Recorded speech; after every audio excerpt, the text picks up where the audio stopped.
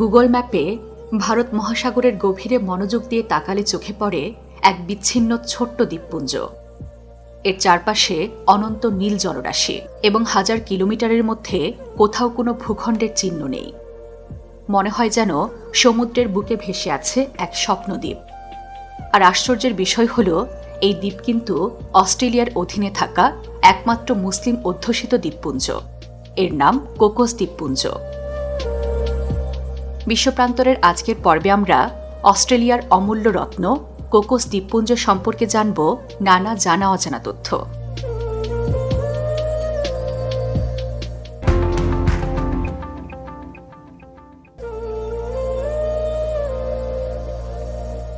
British নৌকর্মকর্তা William killing ১৬০৯ সালে এই দ্বীপটিকে বিশ্বের নজরে আনেন।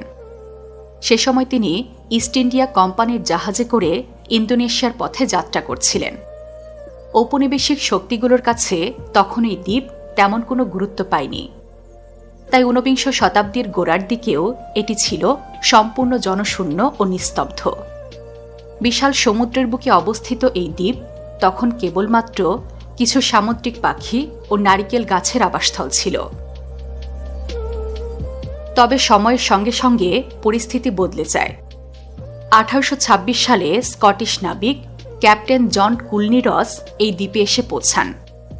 প্রায় একই সময়ে ইংরেজ ব্যবসায়ী আলেকজান্ডার হেয়ারও কিছু মালয় নারী ও শ্রমিক নিয়ে এই দ্বীপে বসতি স্থাপনের চেষ্টা করেন। এই দুই ইউরোপীয়র মধ্যে শুরু হয় আধিপত্যের লড়াই। শেষ পর্যন্ত জয়ী হন ক্লুনি রস। তিনি পুরো দ্বীপের নিয়ন্ত্রণ নিজের হাতে নেন এবং গড়ে তোলেন বিশাল নারিকেল বাগান। ইন্দোনেশিয়া ও মালয়েশিয়া থেকে শ্রমিক এনে তিনি নারিকেল তেলের ব্যবসা শুরু করেন। আর এখান থেকেই দ্বীপের নামের সঙ্গে জুড়ে যায় কোকোস বা কোকোনাট শব্দটি। ধীরে ধীরে এখানে শুরু হয় স্থায়ী মানুষের বসবাস। আর ক্লুনি রস পরিবার এই দ্বীপটিকে পরিণত করে তাদের ব্যক্তিগত রাজত্বে। সে সময়ের দ্বীপের শ্রমিকদের বংশধররাই আজকের কোকোস দ্বীপের অধিবাসী। সময়ের সঙ্গে সঙ্গে তারা নিজেদের সংস্কৃতি, ভাষা ও ধর্মীয় ঐতিহ্যে গড়ে তুলেছে এক স্বতন্ত্র পরিচয়। জেনে অবাক হবেন, এই শ্রমিকদের অধিকাংশ বাসিন্দাই মুসলমান, যারা তাদের মালয় পূর্বপুরুষদের সংস্কৃতি ও ইসলামী মূল্যবোধ ধরে রেখেছেন। তারা মালয় ভাষায় কথা বলেন এবং নিয়মিত নামাজ আদায় করেন। ঈদ, রমজান, মিলাদ সহ সকল ধর্মীয় উৎসব তারা গভীর শ্রদ্ধা ও আনন্দের সঙ্গে পালন করেন।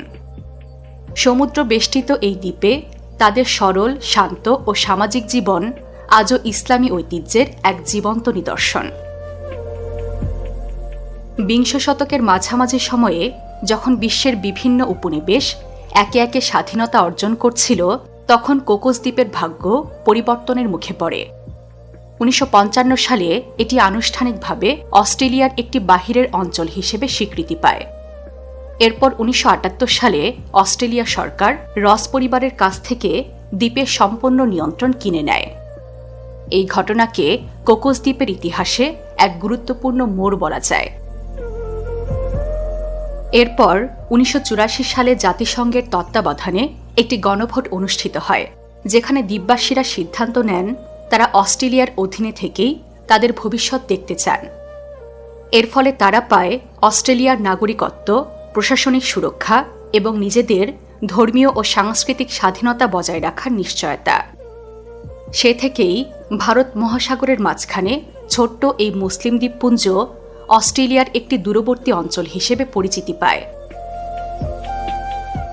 মোট ২৭টি ছোট বড় দ্বীপ নিয়ে গঠিত কোকোস দ্বীপপুঞ্জের মধ্যে মাত্র ২টি দ্বীপে মানুষের বসবাস রয়েছে। এর মধ্যে একটি হল হোম আইল্যান্ড, আর একটি ওয়েস্ট আইল্যান্ড। হোম আইল্যান্ডে মূলত কোকোস মালয় মুসলমানরা থাকেন। তাদের সংস্কৃতি, পোশাক পরিচ্ছদ, ভাষা ও খাদ্যাভ্যাসে মালয় ঐতিহ্যের গভীর ছাপ স্পষ্ট। অপরদিকে ওয়েস্ট আইল্যান্ড হল অস্ট্রেলিয়ান প্রশাসনিক কেন্দ্র, যেখানে সরকারি অফিস, স্কুল, বিমানবন্দর ও বাজার অবস্থিত। আর এখানেই পর্যটকরা অবস্থান করেন এবং এখান থেকেই দ্বীপজুড়ে প্রশাসনিক কার্যক্রম পরিচালিত হয়। কোকোস দ্বীপের প্রকৃতি সত্যি অপূর্ব ও বৈচিত্র্যময়। নর্থ কোকোস দ্বীপ এবং আশেপাশের সমুদ্র এলাকা এখন পুলো কিলিং ন্যাশনাল পার্ক নামে পরিচিত, যা একরকম জীবন্ত ল্যাবরেটরি। কারণ এখানে অসংখ্য বিরল ও স্থানীয় প্রাণী পাওয়া যায়, যাদের অস্তিত্ব পৃথিবীর অন্য কোথাও নেই। এর মধ্যে সবচেয়ে বিখ্যাত হল বাফ ব্যান্ডেড রেল। এটি ছোট ও দ্রুতগতির এক বিরল পাখি, যার সাদা বাদামি ডোরাকাটা ডানা একে আলাদা সৌন্দর্য দেয়। এছাড়া সমুদ্র তটে দেখা মিলে রঙিন প্রবাল, সামুদ্রিক কচ্ছপ, নানা প্রজাতির মাছ, স্পঞ্জ ও নরম প্রবালের সমাহার। এর ফলে এটি বিশ্বের অন্যতম সমৃদ্ধ সামুদ্রিক ইকোসিস্টেমে পরিণত হয়েছে। প্রকৃতির এই ভারসাম্য রক্ষায় অস্ট্রেলিয়ান কর্তৃপক্ষ অত্যন্ত সতর্ক। দ্বীপে পর্যটকের সংখ্যা সাধারণত সীমিত রাখা হয়। এছাড়াও নিয়ম রয়েছে যে একসঙ্গে সর্বাধিক 144 জনের বেশি পর্যটক এখানে থাকতে পারবে না। এর ফলে এখানকার পরিবেশ এখনও শান্ত, নির্মল ও প্রায় অপরিবর্তিত। কোকোস দ্বীপপুঞ্জের সাদা বালুর সৈকত, নারিকেল গাছের সারি ও নীল জলরাশি একে করে তুলেছে এক অপূর্ব স্বর্গরাজ্য। সূর্যোদয় আর সূর্যাস্তের দৃশ্য যেন রঙের উৎসব, যা প্রকৃতিপ্রেমীদের মুগ্ধ করে। দ্বীপের আরেকটি আশ্চর্য বৈশিষ্ট্য হল এর ভূগর্ভস্থ জলাধার, যাকে বলে ওয়াটার লেন্সেস। বর্ষাকালে বৃষ্টির পানি ধীরে ধীরে মাটির নিচে নেমে গিয়ে তৈরি করে প্রাকৃতিক মিঠা পানির স্তর। এখান থেকেই দ্বীপের মানুষ তাদের দৈনন্দিন পানির চাহিদা মেটান। পুরো দ্বীপ এত ছোট যে শুকনো মৌসুমে চাইলে কেউ পায়ে হেঁটেই এর চারপাশ ঘুরে দেখতে পারেন। পৃথিবীতে এমন সমুদ্রবেষ্টিত বসতি খুবই বিরল, যেখানে প্রকৃতি ও মানুষ এত ঘনিষ্ঠভাবে সহাবস্থান করে। কোকোস দ্বীপের নিচে লুকিয়ে আছে এক বিশাল আগ্নেয় পর্বতের ধ্বংসাবশেষ, যার নাম ময়েরফিল্ড সি মাউন্ট। ভূতত্ত্ববিদদের ধারণা, বহু বছর আগে এই আগ্নেয়গিরির অগ্ন্যুৎপাতের ফলেই কোকোস দ্বীপপুঞ্জের সৃষ্টি হয়েছে। আস্তার শীতল ছাই ও শিলাখণ্ডের উপর গড়ে উঠেছে এক সবুজ স্বর্গ, যেখানে প্রকৃতি নিজেই তৈরি করেছে জীবন ও জীবিকার পথ। এই দ্বীপের আরেকটি মজার দিক হল এর রানওয়ে। এখানে বিমানের অবতরণ আর গলফ খেলা একসঙ্গে চলে।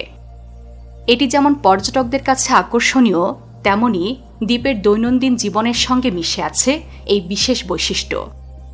ছোট হলেও এটি অস্ট্রেলিয়ার জন্য একটি গুরুত্বপূর্ণ বেসামরিক ও সামরিক বিমান ঘাঁটি হিসেবেও ব্যবহৃত হয়। কোকোস দ্বীপে ভ্রমণ করাও এক অনন্য অভিজ্ঞতা। পশ্চিম অস্ট্রেলিয়ার রাজধানী পার্থ থেকে কান্তাসলিং বিমান সংস্থা সপ্তাহে কয়েকটি ফ্লাইট চালায়, যা সরাসরি পৌঁছে দেয় কোকোস আইল্যান্ড এয়ারপোর্টে। আকাশপথে সময় লাগে প্রায় 5 থেকে 7 ঘন্টা। সমুদ্রপথে যাত্রা তুলনামূলকভাবে কঠিন, কারণ এখানে কোনো আন্তর্জাতিক জাহাজ ঘাঁটি বা বন্দর নেই। ফলে আকাশপথই এই দ্বীপে পৌঁছানোর একমাত্র সহজ উপায়। কোকোস দ্বীপপুঞ্জ সত্যি এক বিস্ময়কর স্থান। একদিকে ভারত মহাসাগরের গভীর নীল প্রকৃতি, অন্যদিকে শতাব্দী প্রাচীন মালয় মুসলিম সংস্কৃতি, আর তার মাঝখানে আধুনিক অস্ট্রেলিয়ান প্রশাসনিক শৃঙ্খলা। প্রকৃতি ও সভ্যতার এই অদ্ভুত ভারসাম্যই কোকোস দ্বীপপুঞ্জকে গড়ে তুলেছে এক জীবন্ত বৈপরীত্যে, যেখানে সময় থেমে থাকে, কিন্তু ইতিহাস ও জীবন প্রবাহিত হয় নিজের ছন্দে।